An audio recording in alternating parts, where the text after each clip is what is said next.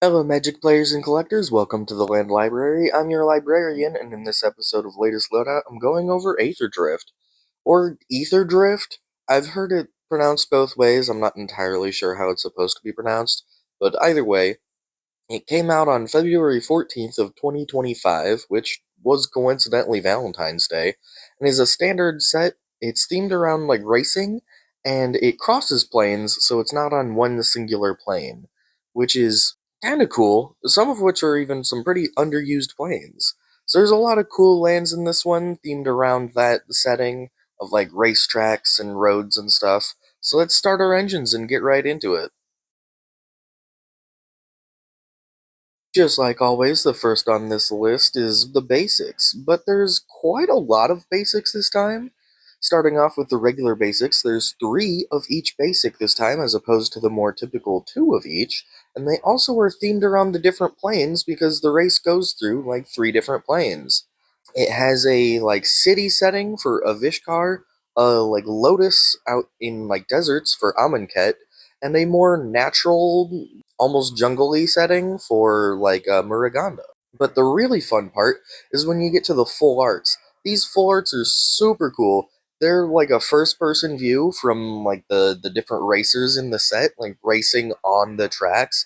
You can see like the dashboard and the hands, and sometimes there's like other vehicles on the track. These are so cool and like so thematic. But it doesn't even stop there because there's also golden versions called the first place foils. The first place foils are exclusive to box topper packs that come in booster boxes, both the regular and the collector booster boxes, and in the special new finish line bundles. And these packs come with a guaranteed basic land and then a second first place foil, which will be any of the rares or mythics out of the set. And that's not even the end of the basics, because each basic also has an additional full art that's exclusively in first place foil, making it 6 different prints of the basics. But due to the scarcity of the first place foils, it might get a little pricey to collect all of them. They're not too bad, but they're not exactly the cheapest of basics. Moving away from the basics, though, we get to the game lands. These lands come in tapped, give you a life when played, and can tap for either of their two colors because they're dual colors. These are pretty classic lands with a lot of reprints, but every one of them got brand new art in this set. These include Bloodfell Caves, Blossoming Sands, Dismal Backwater, Jungle Hollow, Rugged Highlands, Scoured Barrens, Swiftwater Cliffs, Thornwood Falls, Tranquil Cove, and Windscarred Crag. And surprisingly, that's it for the main set, just basics and gain lands. But that's because there's a lot of like new lands, and there's some pretty interesting returns in the commander set still, such as Academy Ruins. This legendary land has gotten a couple of like borderless prints before, but this is the first time it's gotten new art on a regular card. This is a pretty good card too. It can tap for a colorless, or for a generic and a blue, and then tap, you can put an artifact from your graveyard back on top of your library. It's pretty solid artifact support. And it's not the only card getting new art. Path of Ancestry is also getting a new art. Interestingly, it's also getting a print of the typical art, meaning it's getting printed twice in this set.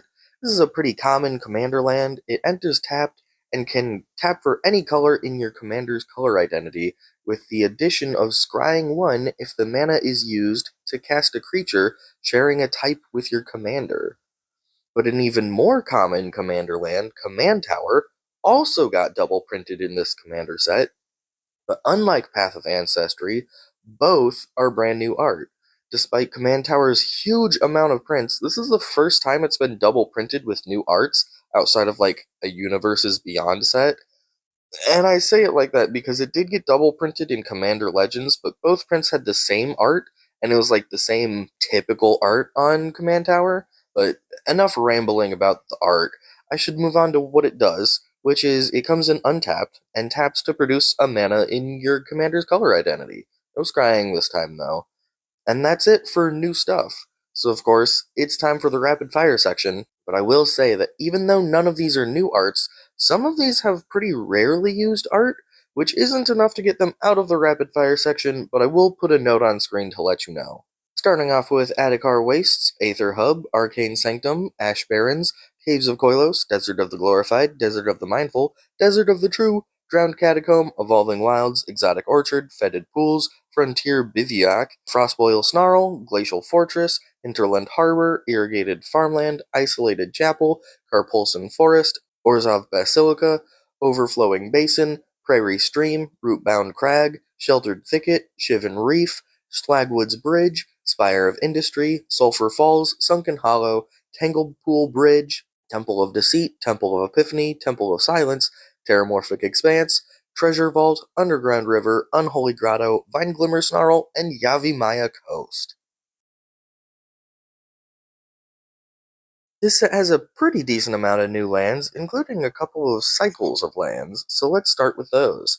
The first cycle is of 5 monocolored lands, and these are the roads. Country roads, foul roads, reef roads, rocky roads, and wild roads. These all do the exact same thing, just with different colors, which is they come in tapped, unless you control a vehicle or mount, can tap for a mana of their respective color, or at sorcery speed, for the cost of a generic and that same colored mana, you can tap and sack to create a 1/1 colorless pilot creature token that counts as 3 for crewing or mounting. The other cycle is the enemy colored verges. These are fantastic dual colors that come in untapped, can tap for their primary color under any circumstance, or if you control either of their corresponding basic land types, they can tap for their secondary color.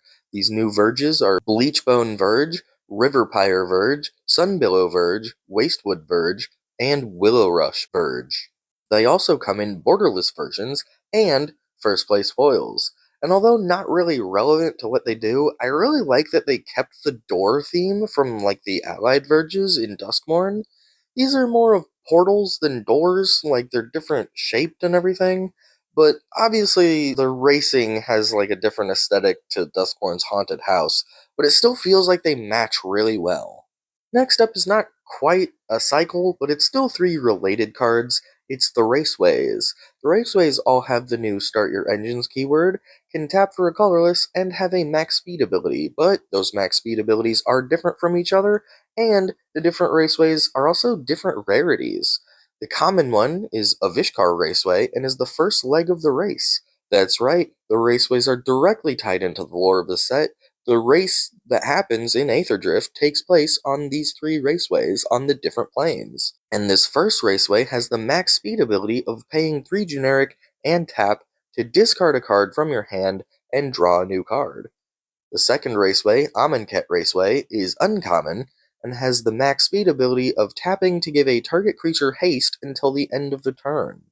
And the final raceway, Muraganda Raceway, is a rare with the max speed ability of tapping for 2 colorless mana. Muraganda Raceway being a rare also means it has a first place foil, and it even has an extended art version. But that's not all, because all 3 raceways have a special extended art version, which is completely different art from the regular ones, and are not in packs. These are only in the Finish Line bundles. And after that, the rest of the lands are just standalone cards. There's not many left though, there's only 2, one in the main set and one more in the commander set. The main set one is Night Market, a wildcard land that comes in tapped and chooses a color when played, and then you can tap for that chosen color with the additional ability of cycling 3. And the commander one is a Cursed Duneyard. This land comes in untapped, can tap for a colorless, or for 2 generic, can tap to regenerate any target Shade, Skeleton, Spectre, Spirit, Vampire, Wraith, or Zombie. Basically all the undead stuff. And this land also gets the extended art treatment. The new lands in this set are generally pretty good, like above average, and should definitely shake things up a bit. Starting with the Verges, these are meta level for sure. The Duskmourn Verges already proved their potential, but the current top meta decks include Golgari and Esper, which has Orzhov in it, both of which are getting Verges here. Those 2 Verges in particular are definitely going to be meta relevant, but the others will probably be too, just to a little lesser extent. And the Verges aren't the only good cards, because the Raceways are also coming in strong.